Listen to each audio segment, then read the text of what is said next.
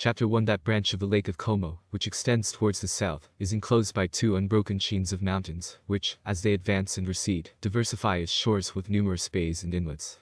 Suddenly the lake contracts itself, and takes the course and form of a river, between a promontory on the right, and a wide open shore on the opposite side. The bridge which there joins the two banks, seems to render this transformation more sensible to the eye, and marks the point where the lake ends, and the Adda again begins soon to resume the name of the lake, where the banks receding afresh allow the water to extend and spread itself in new gulfs and bays. The open country, bordering the lake, formed of the alluvial deposits of three great torrents, reclines upon the roots of two contiguous mountains, one named San Martino, the other, in the Lombard dialect, Il Risegan. Because of its many peaks seen in profile, which in truth resemble the teeth of a saw, so much so, that no one at first sight, viewing it in front, as, for example, from the northern bastions of Milan, could fail to distinguish it by this simple description from the other mountains of more obscure name and ordinary form in that long and vast chain. For a considerable distance the country rises with a gentle and continuous ascent. Afterwards it is broken into hill and dale, terraces and elevated plains, formed by the intertwining of the roots of the two mountains and the action of the waters. The shore itself, intersected by the torrents, consists for the most part of gravel and large flints, the rest of the plain, of fields and vineyards, interspersed with towns, villages, and hamlets. Other parts are clothed with woods, extending far up the mountain. Lecco, the principal of these towns, giving its name to the territory, is at a short distance from the bridge, and so close upon the shore, that, when the waters are high, it seems to stand in the lake itself. A large town even now, it promises soon to become a city. At the time the events happened which we undertake to recount, this town, already of considerable importance, was also a place of defense, and for that reason had the honor of lodging a commander, and the advantage of possessing a fixed garrison of Spanish soldiers, who taught modesty to the damsels and matrons of the country, bestowed from time to time marks of their favor on the shoulder of a husband or father, and never failed, in autumn, to disperse themselves in the vineyards, to thin the grapes, and lighten for the peasant the labors of the vintage. From one to the other of these towns, from the heights to the lake, from one height to another, down through the little valleys which lay between, there ran many narrow lanes or mule paths, and they still exist. One well abrupt and steep, another level, another pleasantly sloping, in most places enclosed by walls built of large flints, and clothed here and there with ancient ivy, which, eating with its roots into the cement, usurps its place, and binds together the wall it renders verdant. For some distance these lanes are hidden, and as it were buried between the walls, so that the passenger, looking upwards, can see nothing but the sky and the peaks of some neighboring mountain. In other places they are terraced. Sometimes they skirt the edge of a plain, or project from the face of a declivity, like a long staircase, upheld by walls which flank the hillsides like bastions, but in the path where eyes only the height of a parapet, and here the eye of the traveler, can range over varied, and most beautiful prospects.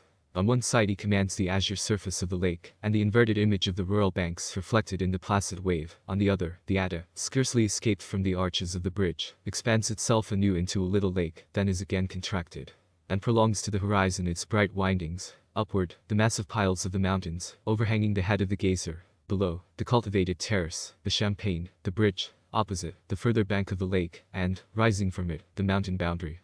Along one of these narrow lanes, in the evening of the 7th of November, in the year 1628, Don Abbondio, curate of one of the towns alluded to above, was leisurely returning home from a walk. Our author does not mention the name of the town already. He was quietly repeating his office, and now and then, between one psalm and another, he would shut the breviary upon the forefinger of his right hand, keeping it there for a mark, then, putting both his hands behind his back, the right, with the closed book, in the palm of the left, he pursued his way with downcast eyes, kicking, from time to time, towards the wall the flints which lay as stumbling blocks in the path. Thus he gave more undisturbed audience to the idle thoughts which had come to tempt his spirit, while his lips repeated, of their own accord, his evening prayers. Escaping from these thoughts, he raised his eyes to the mountain which rose opposite, and mechanically gazed on the gleaming of the scarcely set sun, which, making its way through the clefts of the opposite mountain, was thrown upon the projecting peaks in large unequal masses of rose-colored light. The breviary opened again, and another portion recited. He reached a turn, where he always used to raise his eyes and look forward, and so he did today. After the turn, the road ran straight forward about 60 yards, and then divided into two lanes. Y-fashioned the right-hand path ascended towards the mountain, and led to the parsonage. The left branch descended through the valley to a torrent, and on this side the walls were not higher than about 2 feet. The inner walls of the two ways, instead of meeting so as to form an angle, ended in a little chapel, on which were depicted certain figures, long, waving, and terminating in a point. These, in the intention of the artist, and to the eyes of the neighboring inhabitants, represented flames. Alternately with the flames were other figures indescribable, meant for souls in purgatory, souls in flames of brick color on a grey ground enlivened with patches of the natural wool, where the plaster was gone. The curate, having turned the corner and looked forward, as was his custom, towards the chapel, beheld an unexpected sight, and one he would not willingly have seen. Two men, one opposite the other, were stationed at the confluence, so to say, of the two ways. One of them was sitting across the low wall, with one leg dangling on the outer side, and the other supporting him in the path. His companion was standing up, leaning against the wall, with his arms crossed on his breast. Their dress, their carriage, and so much of their expression as could be distinguished at the distance at which the curate stood, left no doubt about their condition. Each had a green net on his head, which fell upon the left shoulder, and ended in a large tassel. Their long hair, appearing in one large lock upon the forehead. On the upper lip 2 long mustachios, curled at the end. Their doublets, confined by bright leathern girdles, from which hung a brace of pistols, a little horn of powder, dangling round their necks, and falling on their breasts like a necklace. On the right side of their large and loose pantaloons, a pocket, and from the pocket the handle of a dagger, a sword hanging on the left, with a large basket held of brass, carved in cipher, polished and gleaming. All, at a glance, discovered them to be individuals of the species bravo. This order, now quite extinct, was then most flourishing in Lombardy, and already of considerable antiquity. Has anyone no clear idea of it? Here are some authentic sketches, which may give him a distinct notion of its principal characteristics, of the means put in force to destroy it, and of its obstinate vitality. On the 8th of April, 1583, the most illustrious and excellent Signor Don Carlo d'Aragon, Prince of Castelvetrano, Duke of Terranuova, Marquis of Avola, Count of Bergetto, Grand Admiral, and Grand Constable of Sicily, Governor of Milan, and Captain General of His Catholic Majesty in Italy, being fully informed of the intolerable misery in which this city of Milan has lain, and does lie, by reason of bravos and vagabonds, publishes a ban against them, declares and defines all those to be included in this ban, and to be held bravos and vagabonds who, whether foreigners or natives, have no occupation, or having it do not employ themselves in it, but without salary, or with, engage themselves, to any cavalier or gentleman, officer or merchant to render the maid in service, or rather, as may be presumed, to lay wait against others. All these he commands, that within the term of 6 days, they should evacuate the country, threatens the galleys to the refractory, and grants to all officials the most strangely ample and indefinite power of executing the order. But the following year, on the 12th of April, this same signor, perceiving that this city is completely full of the said bravos returned to live as they had lived before, their customs wholly unchanged, and their numbers undiminished, issues another hue and cry, more vigorous and marked, in which, among other ordinances, he prescribes, that whatsoever person, as well as inhabitant of this city as a foreigner, who by the testimony of 2 witnesses, should appear to be held, and commonly reputed a bravo, and to have that name, although he cannot be convicted of having committed any crime, for this reputation of being a bravo alone, without any other proof, may, by the said judges, and by every individual of them, be put to the rack and torture, for process of information, and although he confess no crime whatever, notwithstanding, he shall be sent to the galleys for the said 3 years, for the sole reputation and name of bravo, as aforesaid. All this and more which is omitted, because his excellency is resolved to be obeyed by every one. At hearing such brave and confident words of so great a signor, accompanied too with many penalties, one feels much inclined to suppose that, at the echo of their rumblings, all the bravos had disappeared forever. But the testimony of a signor not less authoritative, nor less endowed with names, obliges us to believe quite the contrary. The most illustrious and most excellent Signor Juan Fernandez de Velasco, Constable of Castel, Grand Chamberlain of His Majesty, Duke of the City of Frius, Count of Haro and Castelnovo, Lord of the House of Velasco, and that of the 7 Infantas of Lar, Governor of the State of Milan, and c. On the 5th of June, 1593, he also, fully informed of how much loss and destruction bravos and vagabonds are the cause, and of the mischief such sort of people effects against the public weal, in despite of justice, warns them anew, that within the term of 6 days, they are to evacuate the country, repeating almost word for word the threats and penalties of his predecessor.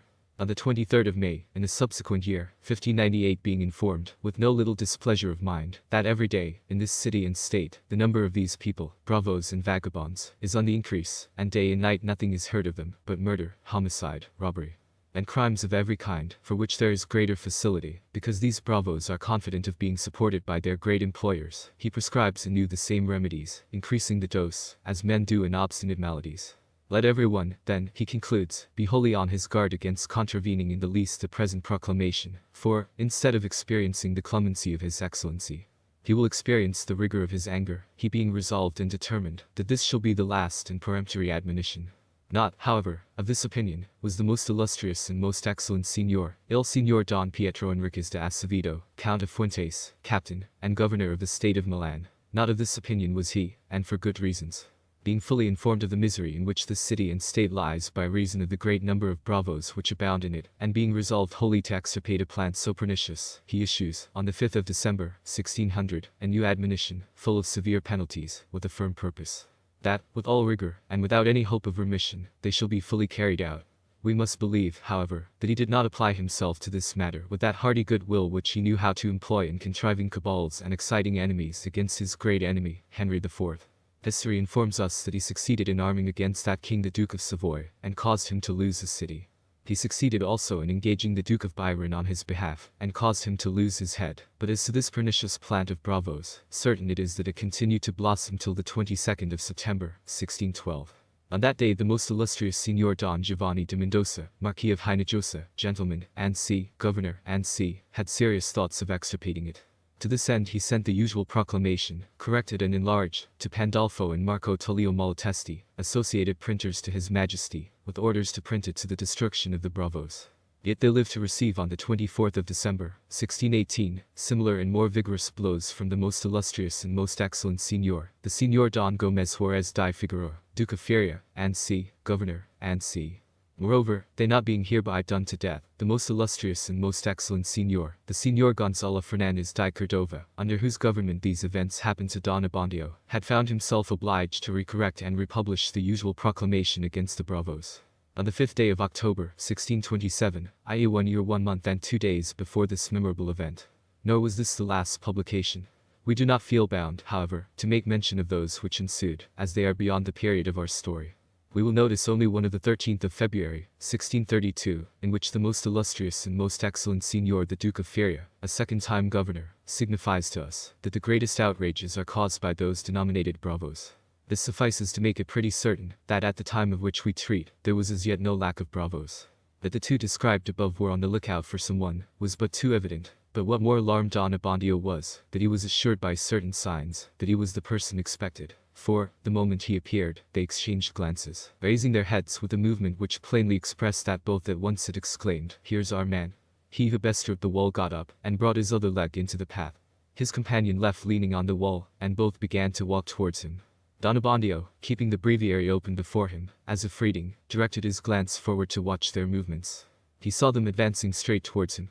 Multitudes of thoughts, all at once, crowded upon him. With quick anxiety he asked himself, whether any pathway to the right or left lay between him and the bravos, and quickly came the answer no. He made a hasty examination, to discover whether he had offended some great man, some vindictive neighbor, but even in this moment of alarm, the consoling testimony of conscience somewhat reassured him. Meanwhile the bravos drew near, eyeing him fixedly. He put the forefinger and middle finger of his left hand up to his collar, as if to settle it, and running the 2 fingers round his neck, he turned his head backwards at the same time, twisting his mouth in the same direction, and looked out of the corner of his eyes as far as he could, to see whether anyone was coming, but he saw no one. He cast a glance over the low wall into the fields, no one, another, more subdued, along the path forward, no one but the bravos. What is to be done? Turn back. It is too late. Run. It was the same as to say, follow me, or worse. Since he could not escape the danger, he went to meet it. These moments of uncertainty were already so painful, he desired only to shorten them. He quickened his pace, recited a verse in a louder tone, compassed his face to a tranquil and careless expression, as well as he could, used every effort to have a smile ready, and when he found himself in the presence of the 2 good men, exclaiming mentally, "Here we are," he stood still. "Signor Curado," said one, staring in his face. "Who commands me?" quickly answered Don Abbondio, raising his eyes from the book, and holding it open in both hands. "You intend," continued the other, with the threatening angry brow of one who has caught an inferior committing some grievous fault, "you intend, tomorrow, to marry Renzo Tramaglino and Lucia Mondella." "That is," replied Don Abbondio, with a quivering voice, "that is, you, gentlemen, are men of the world, and know well how these things go. A poor curate has nothing to do with them. They patch up their little treaties between themselves, and then, they come to us, as one goes to the bank to make a demand, and we are servants of the community." "Mark well," said the bravo, in a lower voice but with a solemn tone of command, "this marriage is not to be performed, not tomorrow, nor ever." "But, gentlemen," replied Don Abbondio, with the soothing, mild tone of one who would persuade an impatient man, "be so kind as put yourselves in my place. If the thing depended on me, you see plainly, that it is no advantage to me." Come, interrupted the bravo. "If the thing were to be decided by prating, you might soon put our heads in a poke. We know nothing about it, and we don't want to know more. A warned man, you understand." "A gentleman like you are too just, too reasonable, but—" This time the other companion broke in, who had not hitherto spoken. "But the marriage is not to be performed, or hear a great oath, or he who performs it will never repent, because he shall have no time for it." Another oath. "Silence, silence," replied the first orator. "The Signor Curado knows the way of the world, and we are good sort of men, who don't wish to do him any harm, if he will act like a wise man. Signor Curado, the illustrious Signor Don Rodrigo, our master, sends his kind respects." To the mind of Don Abbondio this name was like the lightning flash in a storm at night, which, illuminating for a moment and confusing all objects, increases the terror. As by instinct he made a low bow, and said, "If you could suggest—" "Oh. Suggest is for you who know Latin," again interrupted the bravo, with a smile between awkwardness and ferocity. "It is all very well for you. But, above all, let not a word be whispered about this notice that we have given you for your good, or ahem. It will be the same as marrying them. Well, what will your reverence, that we say for you to the illustrious Signor Don Rodrigo? My respects. Be clear, Signor Curado. Dispose, always dispose to obedience." And having said these words, he did not himself well know whether he had given a promise, or whether he had only sent an ordinary compliment. The bravos took it, and showed that they took it, in the more serious meaning. "Very well, good evening, Signor Curado," said one of them, leading his companion away. Don Abbondio, who a few moments before would have given one of his eyes to have got rid of them, now wished to prolong the conversation, and modify the treaty. In vain they would not listen, but took the path along which he had come, and were soon out of sight, singing a ballad, which I do not choose to transcribe. Poor Don Abbondio stood for a moment with his mouth open, as if enchanted. And then he too departed, taking that path which led to his house, and hardly dragging one leg after the other, with a sensation of walking on cracked claws, and in a frame of mind which the reader will better understand. After having learned somewhat more of the character of this personage, and of the sort of times in which his lot was cast, Don Abbondio, the reader may have discovered it already, was not born with the heart of a lion. Besides this, from his earliest years, he had had occasion to learn that the most embarrassing of all conditions in those times was that of an animal, without claws, and without teeth, which yet, nevertheless, had no inclination to be devoured. The arm of the law by no means protected the quite inoffensive man, who had no other means of inspiring fear. Not, indeed, that there was any want of laws and penalties against private violence. Laws came down like hail, crimes were accounted and particularized with minute prolixity, penalties were absurdly exorbitant, and if that were not enough, capable of augmentation in almost every case, at the will of the legislator himself, and of 100 executives. The forms of procedure studied only how to liberate the judge from every impediment in the way of passing a sentence of condemnation. The sketches we have given of the proclamations against the bravos are a feeble but true index of this. Notwithstanding, or rather in great measure for this reason, these proclamations, republished and reinforced by one government after another, served only to attest most magniloquently the impotence of their authors. Or if they produced any immediate effect, it was for the most part to add new vexations to those already suffered by the peaceable and helpless at the hands of the turbulent, and to increase the violence and cunning of the latter. Impunity was organized and implanted so deeply that its roots were untouched, or at least unmoved, by these proclamations. Such were the asylums, such were the privileges of certain classes, privileges partly recognized by law, partly borne with envious silence, or decried with vain protests, but kept up in fact, and guarded by these classes, and by almost every individual in them, with interested activity and punctilious jealousy. Now, impunity of this kind, threatened and insulted, but not destroyed by the proclamations, was naturally obliged, on every new threat and insult, to put in force new powers and new schemes to preserve its own existence. So it fell out in fact, and on the appearance of a proclamation for the restraint of the violent, these sought in their power new means more apt in effecting that which the proclamations forbade. The proclamations, indeed, could accomplish at every step the molestation of a good sort of men, who had neither power themselves nor protection from others, because, in order to have every person under their hands, to prevent or punish every crime, they subjected every movement of private life to the arbitrary will of 1,000 magistrates and executives. But whoever, before committing a crime, had taken measures to secure his escape in time to a convent or a palace, where the bury had never dared to enter, whoever, without any other measures, bore a livery which called to his defense the vanity and interest of a powerful family or order, such an one was free to do as he pleased, and could set at naught the clamor of the proclamations. Of those very persons to whom the enforcing of them was committed, some belonged by birth to the privileged class, some were dependent on it, as clients. Both one and the other by education, interest, habit, and imitation, had embraced its maxims, and would have taken good care not to offend it, for the sake of a piece of paper pasted on the corners of the streets. The men entrusted with the immediate execution of the decrees, had they been enterprising as heroes, obedient as monks, and devoted as martyrs, could not have had the upper hand, inferior as they were in number to those with whom they would have been engaged in battle. with the probability of being frequently abandoned or even sacrificed by those who abstractedly, or, so to say, in theory, set them to work. But besides this, these men were, generally, chosen from the lowest and most rascally classes of those times. Their office was held base even by those who stood most in fear of it, and their title or reproach. It was therefore but natural that they, instead of risking, or rather throwing away, their lives in an impracticable undertaking, should take pay for inaction, or even connivance at the powerful, and reserve the exercise of their execrated authority, and diminished power for those occasions, where they could oppress, without danger, i.e. by annoying pacific and defenseless persons. The man who is ready to give, and expecting to receive offense every moment, naturally seeks allies and companions. Hence the tendency of individuals to unite into classes was in these times carried to the greatest excess. New societies were formed, and each man strove to increase the power of his own party to the greatest degree.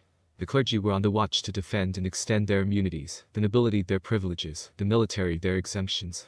Tradespeople and artisans were enrolled in subordinate confraternities, lawyers constituted a league, and even doctors a corporation. Each of these little oligarchies had its own peculiar power. In each the individual found it an advantage to avail himself, in proportion to their authority and vigor, of the united force of the many. Honest men availed themselves of this advantage for defense. The evil-disposed and sharp-witted made use of it to accomplish deeds of violence, for which their personal means were insufficient, and to ensure themselves impunity. The power, however, of these various combinations was very unequal, and especially in the country, a rich and violent nobility, having a band of bravos, and surrounded by a peasantry accustomed by immemorial tradition, and compelled by interest or force to look upon themselves as soldiers of their lords, exercised a power against which no other league could have maintained effectual resistance. Arbondio, not noble, not rich, not courageous, was therefore accustomed from his very infancy to look upon himself as a vessel of fragile earthenware, obliged to journey in company with many vessels of iron. Hence he had very easily acquiesced in his parents' wish to make him a priest. To say the truth, he had not reflected much on the obligations and noble ends of the ministry to which he was dedicating himself. To ensure something to live upon with comfort, and to place himself in a class revered and powerful, seemed to him two sufficient reasons for his choice. But no class whatever provides for an individual, or secures him, beyond a certain point, and none dispenses him from forming his own particular system. Don Abbondio, continually absorbed in thoughts about his own security, cared not at all for those advantages which risked a little to secure a great deal. His system was to escape all opposition, and to yield where he could not escape. In all the frequent contests carried on around him between the clergy and laity, in the perpetual collision between officials and the nobility, between the nobility and magistrates, between bravos and soldiers, down to the pitched battle between two rustics, arising from a word, and decided with fists or poniards, an unarmed neutrality was his chosen position. If he were absolutely obliged to take a part, he favored the stronger, always, however, with a reserve, and an endeavor to show the other that he was not willingly his enemy. It seemed as if he would say, "Why did you not manage to be stronger? I would have taken your side then." Keeping a respectful distance from the powerful, silently bearing their scorn, when capriciously shown in passing instances, answering with submission when it assumed a more serious and decided form, obliging, by his profound bows and respectful salutations, the most surly and haughty to return him a smile, when he met them by the way. The poor man had performed the voyage of 60 years without experiencing any very violent tempests. It was not that he had not too his own little portion of gall in his disposition, and this continual exercise of endurance, this ceaseless giving reasons to others, these many bitter mouthfuls gulped down in silence, had so far exasperated it, that had he not an opportunity sometimes of giving it a little of its own way, his health would certainly have suffered. But since there were in the world, close around him, some few persons whom he knew well to be incapable of hurting, upon them he was able now and then to let out the bad humor so long pent up, and take upon himself, even he, the right to be a little fantastic, and to scold unreasonably. Besides, he was a rigid censor of those who did not guide themselves by his rules, that is, when the censure could be passed without any, the most distant, danger. Was anyone beaten? He was at least imprudent. Anyone murdered? He had always been a turbulent meddler. If anyone, having tried to maintain his right against some powerful noble, came off with a broken head, Don Abbondio always knew how to discover some fault, a thing not difficult, since right and wrong are never divided with so clean a cut that one party has the whole of either. Above all, he declaimed against any of his brethren, who, at their own risk, took the part of the weak and oppressed against the powerful oppressor. This he called paying for quarrels, and giving one's legs to the dogs. He even pronounced with severity upon it, as a mixing in profane things, to the loss of dignity to the sacred ministry. Against such men he discoursed, always, however, with his eyes about him, or in a retired corner, with greater vehemence in proportion, as he knew them to be strangers to anxiety about their personal safety. He had, finally, a favorite sentence, with which he always wound up discourses on these matters, that a respectable man who looked to himself, and minded his own business, could always keep clear of mischievous quarrels. My 5-and-20 readers may imagine what impression such an encounter as has been related above would make on the mind of this pitiable being. The fearful aspect of those faces, the great words, the threats of a senior known for never threatening in vain, a system of living in quiet, the patient study of so many years, upset in a moment, and, in prospect, a path narrow and rugged, from which no exit could be seen all. These thoughts buzzed about tumultuously in the downcast head of Don Abbondio. The Frenzo could be dismissed in peace with a mere no, it is all plain, but he would want reasons, and what am I to say to him? And he is a lamb, quiet as a lamb if no one touches him, but if you were contradicted were you? And then out of his senses about this Lucia, and love overhead, and these young men, who fall in love for want of something to do, will be married, and think nothing about other people, they do not care anything for the trouble they bring upon a poor curate. Unfortunate me. What possible business had these two frightful figures to put themselves in my path, and interfere with me? Is it I who want to be married? Why did they not rather go and talk with, let me see, what a great misfortune it is that the right plan never comes into my head till it is too late. If I had but thought of suggesting to them to carry their message too, but at this point it occurred to him that to repent of not having been aider and abettor in iniquity, was itself iniquitous, and he turned his angry thoughts upon the man who had come, in this manner, to rob him of his peace. He knew Don Rodrigo only by sight and by report, nor had he had to do with him further than to make a lowly reverence when he had chanced to meet him. It had fallen to him several times to defend this senior against those who, with subdued voice and looks of fear, wished ill to some of his enterprises. He had said 100 times that he was a respectable cavalier, but at this moment he bestowed upon him all those epithets which he had never heard applied by others without an exclamation of disapprobation. Amid the tumult of these thoughts he reached his own door, hastily applied the key which he held in his hand, opened, entered, carefully closed it behind him, and anxious to find himself in trustworthy company, called quickly, Perpetua, Perpetua. As he went towards the dining room, where he was sure to find Perpetua laying the cloth for supper. Perpetua, as everyone already knows, was Don Abbondio's servant, a servant affectionate and faithful, who knew how to obey, and command in turn as occasion required, to bear, in season, the grumblings and fancies of her master, and to make him bear the like when her turn came, which day by day occurred more frequently, since she had passed the senile age of 40, remaining single, because, as she said herself, she had refused all offers. But because she had never found anyone goose enough to have her, as her friends said. I am coming, replied Perpetua, putting down in its usual place a little flask of Don Abbondio's favorite wine, and moving leisurely. But before she reached the door of the dining room, he entered, with a step so unsteady, with an expression so overcast, with features so disturbed, that there had been no need of Perpetua's experienced eye to discover at a glance that something very extraordinary had happened. Mercy! What has happened to you, master? Nothing, nothing, replied Don Abbondio, sinking down breathless on his armchair. How nothing? Would you make me believe this, so disordered as you are? Some great misfortune has happened. Oh, for heaven's sake. When I say nothing, either it is nothing, or it is something I cannot tell. Not tell, even to me. Who will take care of your safety, sir? Who will advise you? Oh, dear, hold your tongue, and say no more. Give me a glass of my wine. And you will persist, sir, that it is nothing, said Perpetua, filling the glass, and then holding it in her hand, as if she would give it in payment for the confidence he kept her waiting for so long. Give it here, said Don Abbondio, taking the glass from her with no very steady hand, and emptying it hastily, as if it were a draught of medicine. Do you wish me, then, sir, to be obliged to ask here and there, what has happened to my master? Said Perpetua, right opposite him, with her arms akimbo, looking steadily at him, as if she would gather the truth from his eyes. For heaven's sake, let us have no brawling, let us have no noise. It is my life. Your life. My life. You know, sir, that whenever you have told me anything sincerely in confidence, I have never, well done. For instance, when Perpetua saw she had touched a wrong chord, wherefore, suddenly changing her tone, Signor, master, she said, with a softened and affecting voice, I have always been an affectionate servant to you, sir, and if I wish to know this, it is because of my care for you. Because I wish to be able to help you, to give you good advice, and to comfort you. The fact was, Don Abbondio was, perhaps, just as anxious to get rid of his burdensome secret, as Perpetua was to know it. In consequence, after having rebutted, always more feebly, her reiterated and more vigorous assaults, after having made her vow more than once not to breathe the subject, with many sighs and many doleful exclamations, he related at last the miserable event. When he came to the terrible name, it was necessary for Perpetua to make new and more solemn vows of silence, and Don Abbondio, having pronounced this name, sank back on the chair, lifting up his hands in act at once of command and entreaty, exclaiming, For heaven's sake. Mercy. Exclaimed Perpetua, Oh, what a wretch. Oh, what a tyrant. Oh, what a godless man. Will you hold your tongue? Or do you wish to ruin me altogether? Why, we're all alone. No one can hear us. But what will you do, sir? Oh, my poor master. You see now, you see, said Don Abbondio, in an angry tone, what good advice this woman can give me. She comes and asks me what shall I do, as if she were in a quandary, and it were my place to help her out. But I could even give my poor opinion, but then, let us hear.